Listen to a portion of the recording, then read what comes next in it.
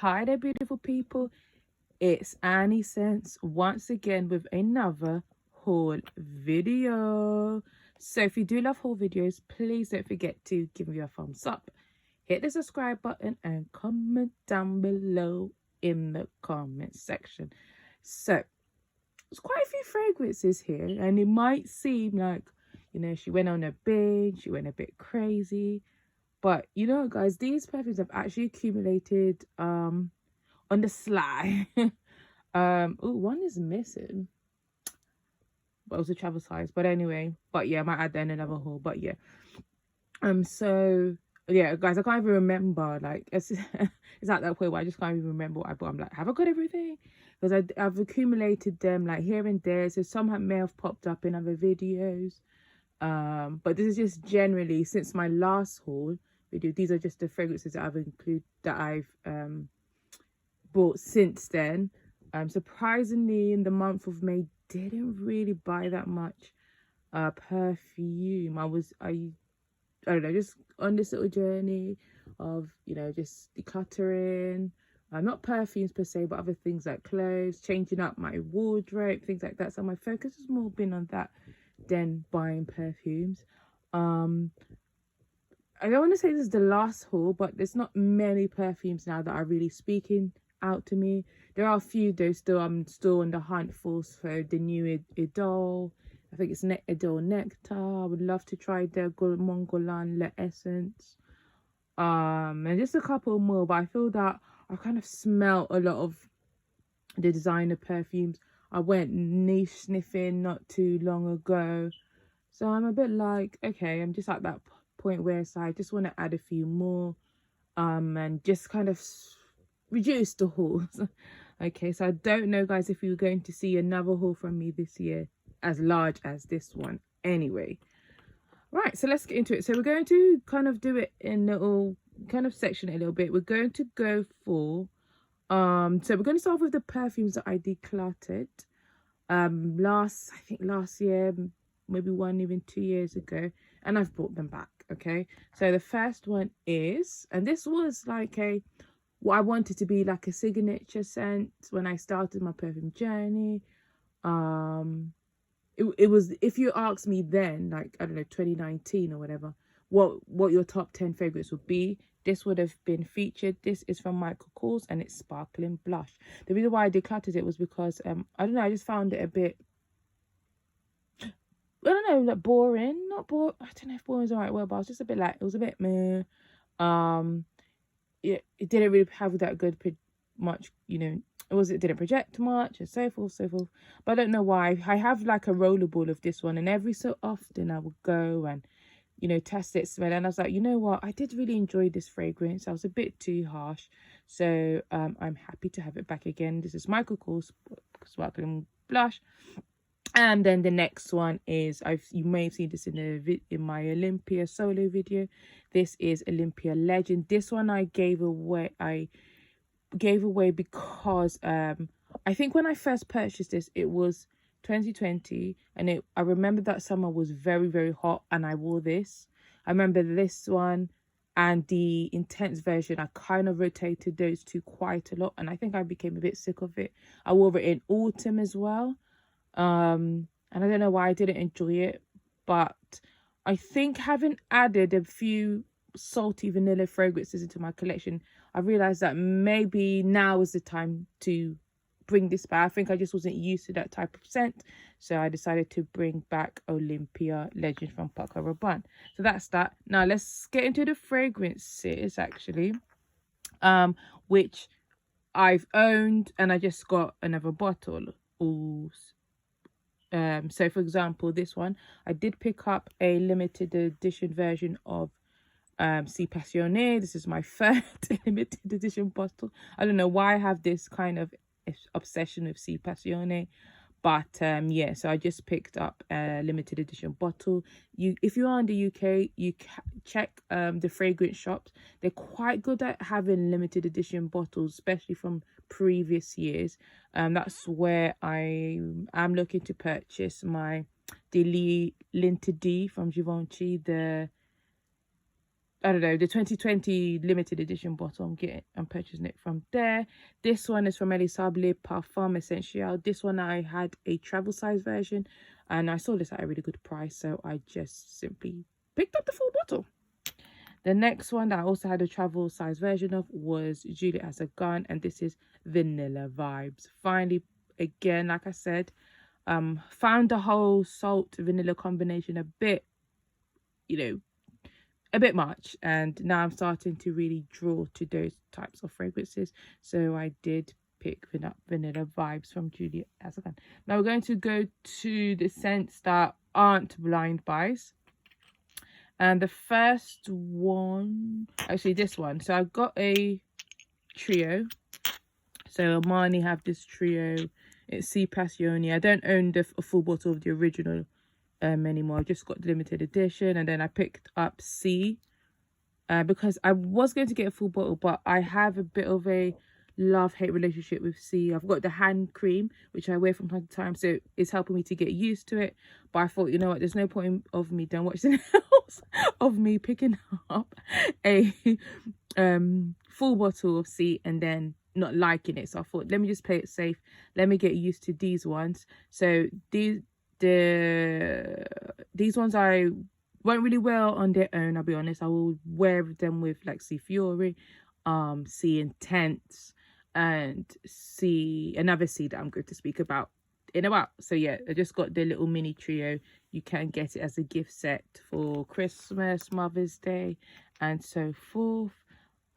This one has caused a bit of a stir in the fragrance community, and it's the new Miss Dior, so the 2021 release.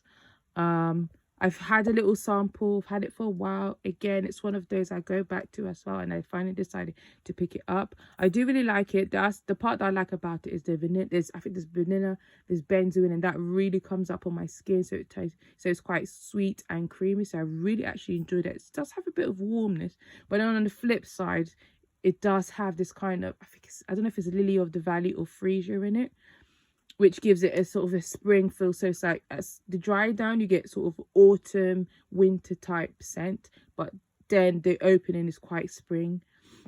And Lily of the Valley is not, my favorite, but I do love the dry down of this, so I am happy to own this one. I do actually really like it, and it is the type of scent that I'm starting to enjoy nowadays.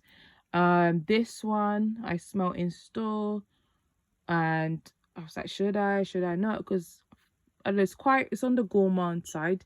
This is Maison Francis Kurt de John Grand Sour. You hear a lot about it. I think this one and Gentle Fluidity Gold are probably my favorites from the line. Also A La Rose EDT, I might get that one, but it's not a priority at the moment. That's just like a wish list. But this one's really nice. The only thing is, so it opens up masculine, and I think that's what put me off. I think Karina Waldron, she said she found it masculine, so I kind of trust her, and I was like, yeah, I'm not going to buy it then. And I don't know, I think when I smelled it in store, I was like, ooh, okay, I like it. It's not too bad. So for me, I get a masculine opening, and then as it dries down, I get this kind of, amber, benzoin, vanilla type scent, which is, I don't know, it's quite a good base, I think, for perfumes. If you're somebody that layers, I think there's a really good base. I haven't worn this out, but you get the feeling that it does project. So yeah, I'm happy to have it. I am slightly moving away from gourmands, but this is just will just be a staple that I would just kind of have, for when I do feel like wearing gourmands. And then the next one, this was one that I was like on the hunt. I was literally on the hunt. Every time I'll see it, I wouldn't buy it, then it will disappear and I will regret it. I went in store to try and look for it, it wasn't there. And then I finally did manage to find it, the Selfridges website. Just a note before we move on, I don't know what's going on with the Mason range, especially in the UK. Like, it's just so hard to get any of them. The only ones you can get quite easily is Rose Pina and Jasmine Oh, and the jasmine one in the green bottle. Other than that, it's quite difficult. It's like you just have to get at the right moment. Ubique will be there for like 3 weeks and then disappear for a month and so on. But if you go on the French website, all of them are there. All of them are in stock. So I think they need to sort it out. When I did speak to one of the sales ladies, she was talking about with the, I don't know if it was Brexit or COVID, but those delays like with the shipping and all this kind of stuff was going on. Right, so let's move on to this is Magnolia Rose. This one does weirdly remind me of Dolce & Gabbana Light Blue Escape to Paneria. So the pear one, it's weird, the notes are completely different, but it's giving me that vibe. Yeah, I don't know why, I just love this one. Right, anyway, right, blind buys. So this one is not a successful blind buy. This is Dolce Peony. I think I mainly got it, I'll be honest. There was a Mirabelle and honey note in the base. Not getting that at the moment, but you know, I'm going to give it a chance, going to give it a full wear, and then I will let you know. Givenchy Le Entity, I got the EDT version. It's a fresher version of the original and it has a more of an orangey vibe going on. But yeah, I'm looking forward to getting the limited edition version. And then I picked up this one, also limited edition. I think Rose Signature, guys. I think I also might have got this from the fragrance shop. Yes, guys, I think I got this on the fragrance shop. So again, get your limited edition bottles there if you want to. This is Rose Signature 2, I believe. So this one now, this was another disappointment in a way. It does have a slight DNA of the original, but I don't know, guys. It's just very it's weird. Like, this original has been around for ages. Some people will find it generic, but I find this one even more generic. I think the rose it's got that rose that's in every single fragrance going. So yes, I will layer this with the little C's that I have just to give it a little bit more oomph, a bit more jazz. And then the last sort of blind buy of this is Olympia Blossom. Olympia Blossom, very spring-like fragrance. Aquatic yet sweet, fruity. I don't know if there's any salt in this one though, guys. So yeah, that is that. This one, yeah, I do like this one. I do wish had a little bit more oomph, you know, for a Paco Rabanne fragrance. They always have a little bit of oomph, and I think this is the first one I smelled that doesn't have a bit of oomph. Okay, so let's go into the fragrances that were released this year, that I purchased after my last haul. So I got a little mini as well of this PASSIONE ECLAT. I'm glad I didn't go for a full bottle. It's nice, but a bit of, you know, aquatic. It's light, doesn't really smell like the original too much for me. In fact, this is a bit similar to the Rose Signature, like not dupes or, you know, like an alternative, but they're just very similar. So almost not like, should I say, a watered down version? Oops, I said it, guys. Yeah, it's okay, it's okay. I'll wear this in the heat of summer, you know. Then this one you've already seen. This is the Olympia Solar, which I can't even remember how it smells like. Oh God. Tussle. Yeah, giving me, ow, my teeth. The perfume hit my teeth. Giving me what's that one, the only one, intense sort of feel. Ooh, I can pick up some nice sweet vanilla, something nice and sweet in here. But yeah, I'm looking forward to rocking this, baby. This one you've already seen, Burberry Her, the EDT version. I do prefer this one over the original, but I'm not getting rid of the original. But yeah, I do prefer this one because I'm really into aquatic type, freshy type scents. I did pick up very good girl Glam from Carolina Herrera. Cherry, the sour cherry, I believe. Bitter almond, vetiver, rose. So to me, what this, and let me know if you do want, I probably will do a full review, whatever, for you. It's good, definitely got the DNA of the original, but with the cherry, I do pick up cherry on my skin. I do pick up almond slightly. I think in warmer weather, so I'll spray this on my hand today. And it's, so when I first got this, it was quite cold, like here in the UK, and we didn't have much heat. It was quite cold. So it was like I could pick up more like a gourmand, like sweet, sort of vanilla, sour cherry. So I was like, ooh, I love this more than the original. However, like trying it now, today's actually been quite a warm day. I'm picking up the almond and I'm picking up vetiver. I'm not really enjoying it as much, and then I'm like, oh, okay, I prefer the original. So it's a bit of a number one as well. Another thing to add, sorry, I think I'm probably the only person that thinks it, but it does remind me a bit of the Narciso Intense. So those of you who watch it from the US, you sort of want to get a feel of what the Intense smell like. You haven't smelled it yet. There are some similarities. It's almost like the same almond, the same cherry. However, whilst this one is very earthy and woody because of the vetiver, the Narciso Intense is much more, it's just pure sweetness. It's really sweet.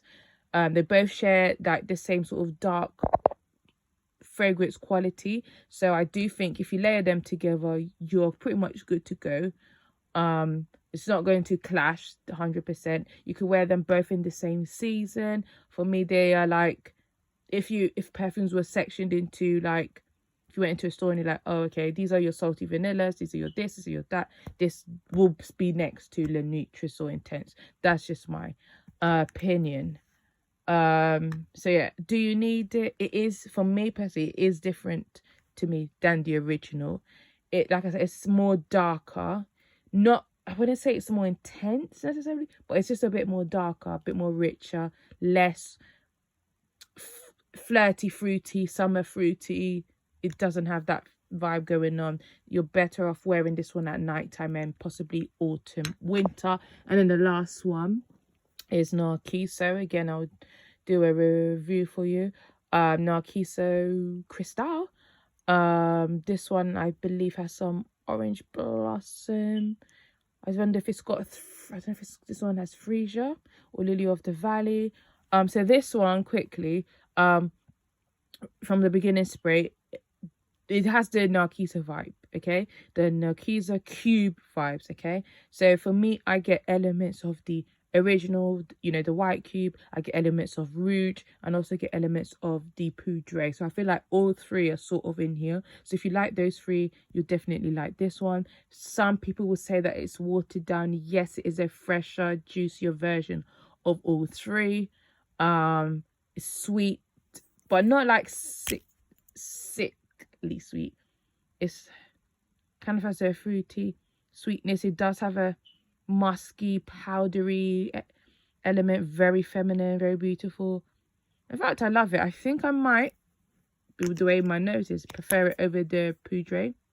And guys, you know I love Poudre, but I really, really like this. It's not unique. You smelt it before. Does have a little bit of an old school, you know, perfume throwback vibe to it. But yeah, nonetheless, it was a successful blind buy. So guys, that was the whole video.